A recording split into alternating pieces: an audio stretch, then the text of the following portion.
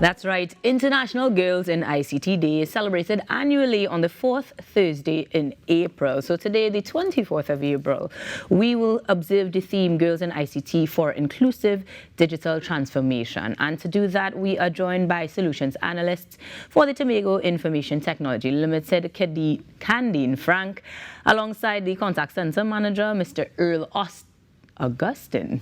Sorry. Good morning, ladies and gentlemen, and welcome to the Now.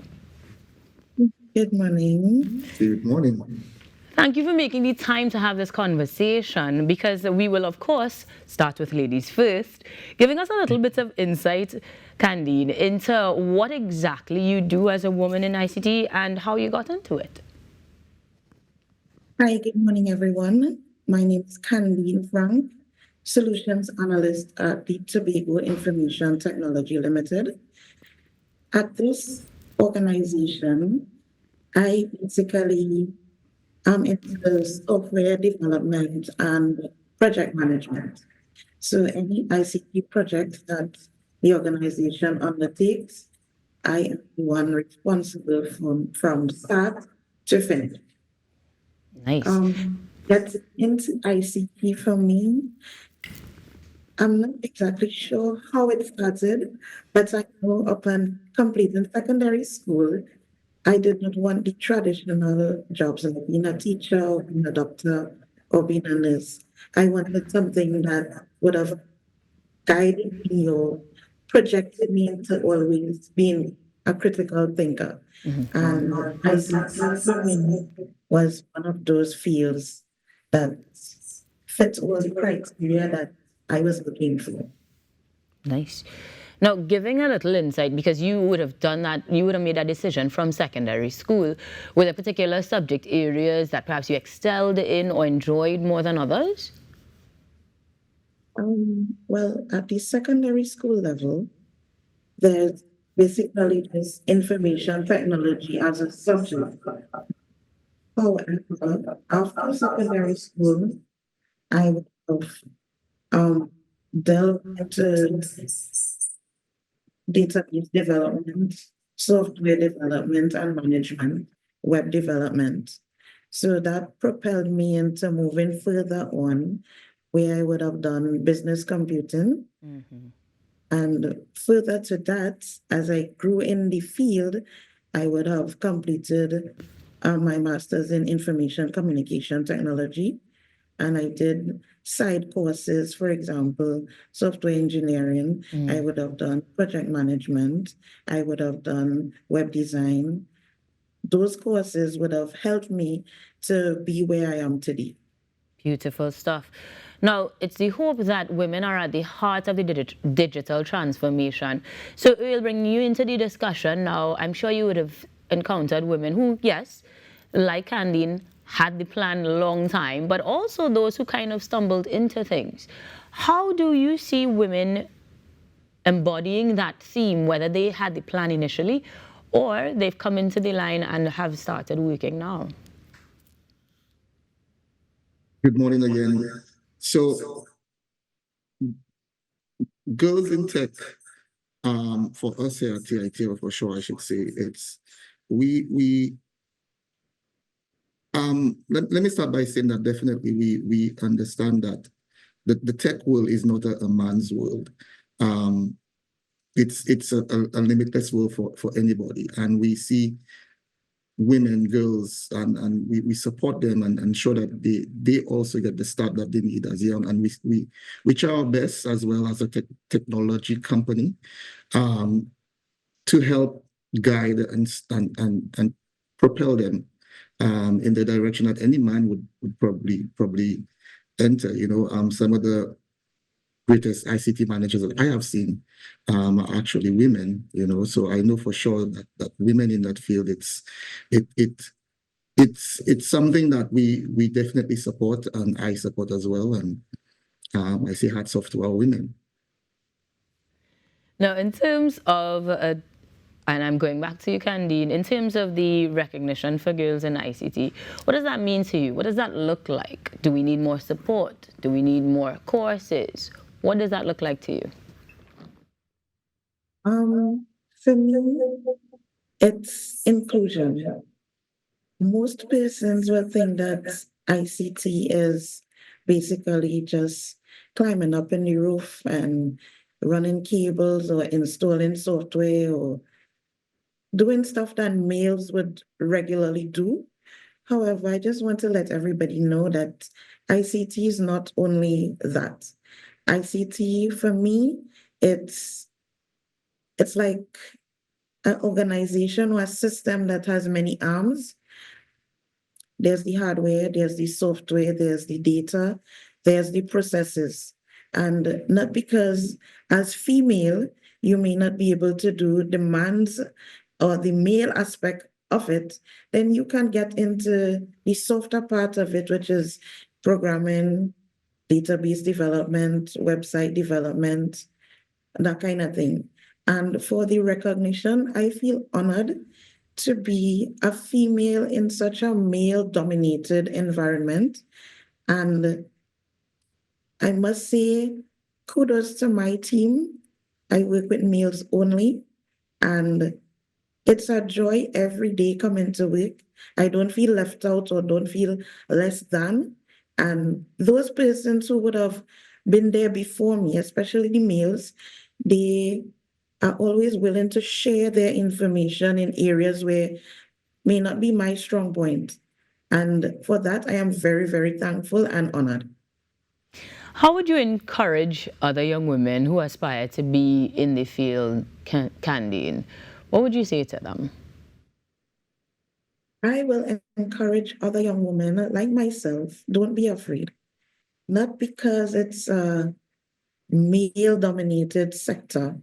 Don't be afraid. You can ask questions, you can research, you can read. Just don't be afraid. And whatever your passion in the field is, go for it. I love that. Now, Earl, in terms of your capacity as a manager, there is a lot of support, there is a lot of coaching, I imagine, that would take place. Tell me as to, comparatively, between the males and the females in the center, what does that look like? How do you support the females in ICT, specifically in your institution? For sure, when it comes to coaching development, it's a level, we don't look at the women, especially we have Candine here. We don't look at them differently compared to the male. Everybody if your field is the IT field, you're in that field for a reason. We would support you to the end. We'll ensure you have the tools necessary. If we require something done, we'll not say send the guys, we'll say send an ICT personnel. So everybody nobody feels left out, especially the women. So we try our best to still, whether female or male, we still everybody in the direction during coaching sessions, supporting them, ensuring that everybody gets the necessary skill development, I should say, in the field. And seeing any young woman in the ICT arena is actually a joy as well, because as Candine said, it's dominated by men. So it's always good to see ladies enter the field of tech. Now, if a young lady is looking on and considering the options, are there particular criteria that they should be focused on? Whether it's the actual academics or extra courses like Candine did. Anything you suggest so that they can get their foot in the water, so to speak? I would definitely say they can start with the short courses. If you do plan to have a career in ICT, it's never too late, or too early, I should say, to start. And here at TITL, we do have a wide range of courses that we offer. Plus, we have a STEM program that caters to the younger kids from as young as 7 years. Whether you're a female or male, we cater to everybody. And we try to guide them using the STEM programs into the ICT arena. Because we know that's the direction the world is moving into, more technical in every aspect. So I would encourage you from a tender age, if your kids feel that, parents, if your kids feel that, your young girl feel that she wants to enter the ICT arena from a tender age, don't stop them. Get them on board with some STEM programs from as early as possible. Sounds good. So STEM programs, short courses, support, coaching, and bravery is what I'm hearing is the formula. If anything, Earl, that you'd like to add to encourage young women to encounter or enter the field, any words of advice? Sure. The ICT career, it's actually a great path to have. I know a lot of persons, they want to be doctors, they want to be lawyers, but all these guys use computers on a daily basis. So I want to encourage the sisterhood out there, step into the ICT field. Don't be scared. There's nothing to be afraid of. And I tell you, if Candine can do it, anybody can do it as well. I mean, as a female, so. And in that case, Candine, what is next for you? Any plans in terms of career-wise, the path that we could follow? Up next for me, it's basically just continuing on the path that I am. I want to do some more short courses, open my horizon to especially STEM and AI, because we know that's the direction that the world is going now. So to be a part of that or to be included in that process going forward, I would honestly like to widen my horizon into the field of AI. Well, in that case, keep striving, and thank you very much for joining us this morning. I'm sure you've inspired many as we continue to observe World ICT Day and inspire women in the field. Thank you both for joining us this morning. Thank you. Candine Frank, the Solutions Analyst at the Tobago Information Technology Ltd, and Earl Augustin, the Contact Center Manager, giving us some insights on how they both strive in the field or thrive in the field and support women in ICT.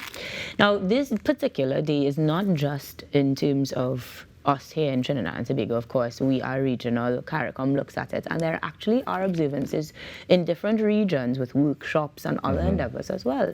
So I'm looking forward to actually having more of these conversations more often, really. I mean, it's always interesting when people are able to dream something and achieve it, you know what I mean? And it's very inspirational, and it kind of reminds you that it all starts with just the thought.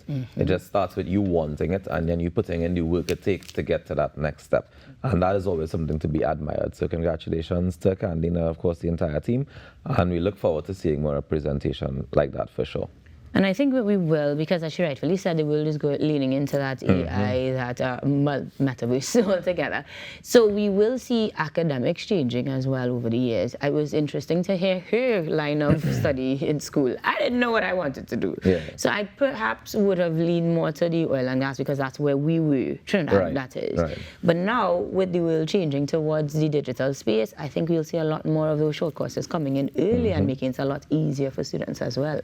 But yeah, it's already adaptable because all the technology is at your fingertips, and there are students who already go online and learn how to do some regardless of the syllabus. Yeah, regardless of whether or not they have a formal course about it, they can go to the University of YouTube. Exactly. And they learn how to do some of these things. But as you mentioned, the AI and the academics though, I was having a conversation the other day and somebody was like, are we in the age where it doesn't even matter anymore if I use an AI tool to help me write my final paper, or does it matter if I write my final paper myself? Because it's like, the information is more or less regurgitated when you do that, right? And that's some of our education system is regurgitating information rather than giving an analysis or critical analysis of the information that you have received.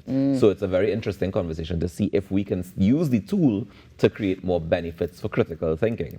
But we'll see how that goes in the future. We pay attention to it. When we come back from this break, though,